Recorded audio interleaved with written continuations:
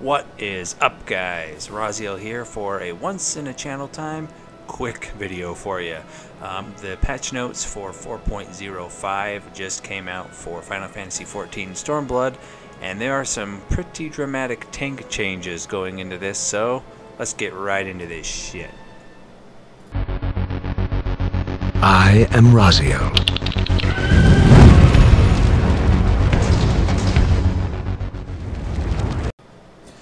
Alright, let's start right into this, guys. So there's been quite a few changes to the tanks in the game. One of the ones I'll get to in a minute is probably one of the most asked for, and in my opinion probably one of the best handled changes Squaresoft could have made to the tanks. But first I'm going to go down the list. If you don't know, as you probably, I don't know why you could not know this, I play a fucking Dark Knight. First and foremost, it's my job of choice in Final Fantasy XIV, so I kind of come to these changes from that perspective. However, I do have a paladin at 70 as well, or almost at 70. I've been leveling one up just to try it out. I haven't played it too extensively since A Realm Reborn, as I switched to Dark Knight right when Heavensward came out, and I do have a little experience, not a ton with Warrior, but I have been keeping my ear to the grindstone and paying attention to all the hate and outrage over the changes to the Warrior class, and justifiably so. But Square Enix, in my opinion, has done a great job in taking some steps to combat that. So first, the big changes for Paladin on the list is Oath Mastery. When you switch masteries, when you switch between stances, you'll no longer lose half of your build-up. Half of your gauge will no longer be lost. That is really, really good, and it's going to benefit both paladins that are tanking and DPSing significantly. Yeah, good change overall. The only other change paladins directly got was they got a slight 30 potency nerf to Holy Spirit. Was it needed? Yeah, I think so. Paladins were a little too strong in the DPS side of things. Is this going to drastically nerf them and change them? I don't think so. But it is something that I think was needed. Next up, now here's where some huge changes are for Marauders, Warriors. Once again, they're getting that same change. They're not going to lose Beast Gauge from switching between Defiance and Deliverance. Now this is huge because this is one of the most punishing things from some of the warriors I've talked to about the class in Stormblood. That's been removed. Again, huge for both warriors that are DPSing and tanking. They've got a slight buff to how much, a 20 potency buff to Storm's Path. The Beast Gauge cost of Unchained has been completely removed. Again, another big buff, quality of life change there. They got a added effect to Steel Cyclone, where a portion of the damage they deal absorbs HP, so it's kind of an extra heal effect. Again, good change, good quality of life change there, because up to this point, warriors have been quite spiky, especially in AoE situations, big packs, things like that.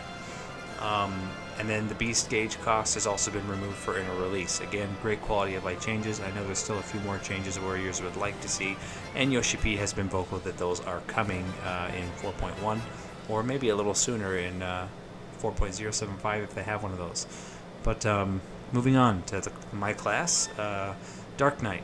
Soul Eater got another potency buff. It got 20 more potency as a combo, and as a Dark Arts an additional 20.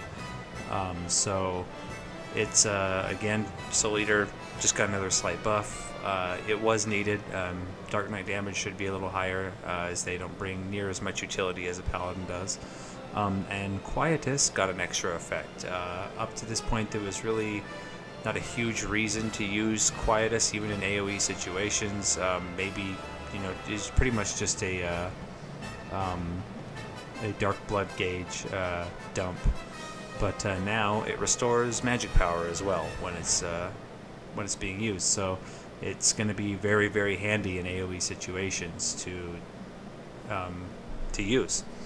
A lot of other classes got some big changes, but again, this video is mainly focused on tanks for right now because those are the classes I play the most. I also DPS as a samurai, but no changes were made to samurai, and justifiably so. They bring no utility, so the fact that they have exceptionally high DPS is absolutely necessary.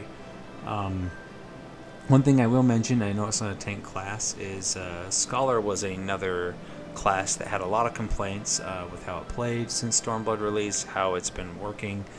It's been abandoned by a lot of people, and it's gotten a huge amount of changes in this patch. Big quality of life. They've got more DPS spells back. They got like Miasma 2 back.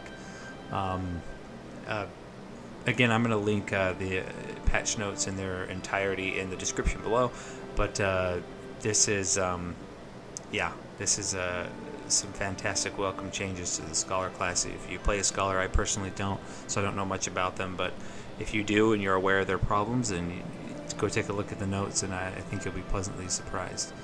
Now I'm going to get to the meat here. So far, there's been a lot of tanks using item